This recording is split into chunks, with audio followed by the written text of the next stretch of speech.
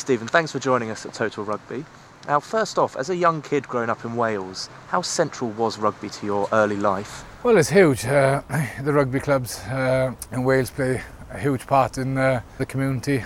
Growing up, I remember watching Wales on the television, and my heroes would be people like Ian Evans. And in school, you play football, but you also play rugby, and it's just a huge part of Welsh culture. Did you always feel you were going to be a professional rugby player, or did you have any sort of other plans in life? Never thought I was going to be a professional rugby player. I played rugby simply because I loved it, enjoyed the game in school, enjoyed playing with my mates, just loved the game really. And in '96 I got my grades and I was going to study at Loughborough University, but that summer the game went professional, and Llanelli offered me a 3-year contract, and I stayed with the club, and then obviously Llanelli went regional, and 5 years later. And you obviously had many years at the club over 2 spells. What was it that you loved about the club and the area? First of all, when you grow up in the area, to be given the honour to represent your region and your area, something special. As a youngster, the club is ingrained into you, and the success and the history in which the club belongs to, and you realise what a special club it is. And I was very much aware of that the first time I went into the changing room, and it was a big honour from day one. Why did you choose to move to France to up and leave to Clermont? Well, first of all, I'd done 8 years at Llanelli. I had a wonderful time there. The year I left, we just won the Celtic League, and I wanted a change, and Clermont gave me the opportunity. And going out to France to experience a new lifestyle, a new culture, a new rugby environment, and to play in a different league, I thought it was a wonderful opportunity, and I got to be honest, I really enjoyed it. It was probably for me as a person the best thing I did. It was the first time I moved out of Wales. I was out of my comfort zone. I met different players. Obviously you've got the language barrier as well, and different rugby style, and you've just got to adapt and make sure that you perform, and it was a good challenge for me. And you mentioned the differing styles. How different was the play out there? And did you notice that French players maybe trained differently? Or how was the whole attitude to rugby? Yeah, it was different. The style of play was different with Clermont in comparison to what I was used to with Llanelli. We very much that period forward based with Clermont. We had a wonderful pack of forwards.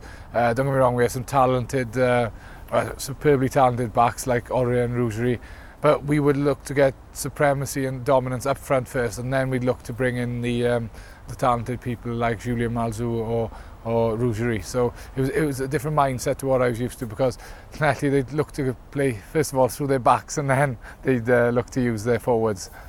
And how emotional was it for you to wave goodbye at the end of last season again? Yeah, it was emotional, but I had a wonderful send-off by the region, and they were fantastic to me. But I've come to Wasps, and it's been a breath of fresh air. I really enjoyed being here. I enjoyed the group of guys who are very ambitious. We have some quality youngsters here, and I enjoy the environment.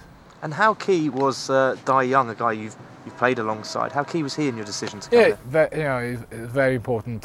First of all, I've got a huge amount of respect for Dai as a person, and I was looking forward to working with him. So very key in my decision. And is this a move that could possibly see you move into coaching? I'm not sure. At the moment, I signed a 2-year deal, and as a player, and I'm enjoying playing. It's great to get out on the pitch and try and develop a game plan with the coaches we have here and with the players we have, and we're an ambitious squad.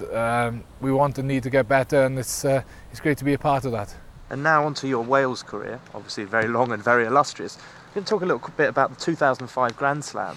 How well, obviously you got fly half of the championship, you had a great tournament. How well do you remember those victories over France and Ireland, where you played a very key role? Yeah, I remember them well.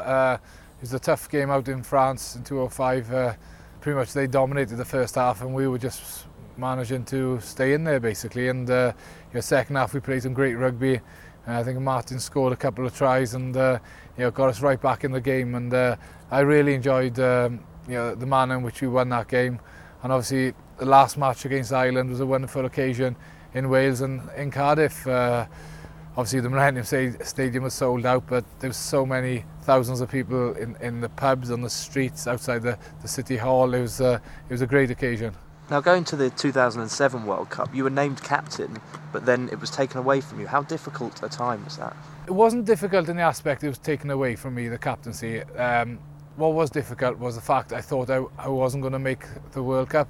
I picked up an injury in a pre-season camp we had in France, and it was touch and go whether I was going to be fit to get on the plane. And I'll be straight, I was just delighted to pass a fitness test and get out to Nantes and be able to play a part in Wales's campaign.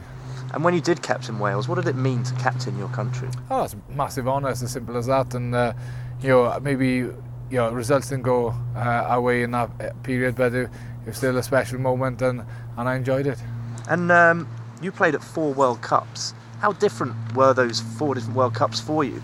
Yeah, I think the first one in '99. Testing my memory now. First one in '99 was as a youngster. The World Cup was in Wales. Just awesome to be a part of the occasion, and just enjoyed every minute of it. And then we went to 2003, coached then by Steve Hansen and Scott Johnson. And prior to 2003, Wales had gone through a really tough time. I think we lost not far off 10 games in a row, and that was the first time that the penny dropped to us as a side, and we fully understood the game plan that Steve and Scott wanted us to play. And we had a good World Cup in the sense we improved dramatically over that period, and I know we lost to England in the quarters, but it was a good game.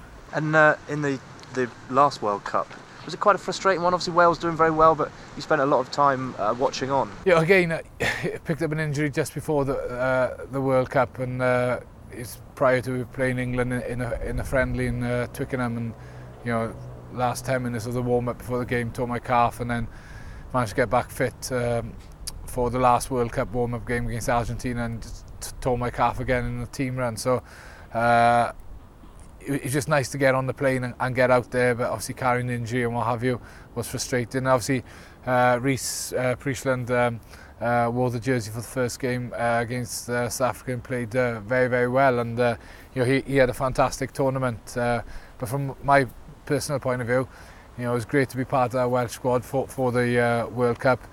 Played in 4 games, so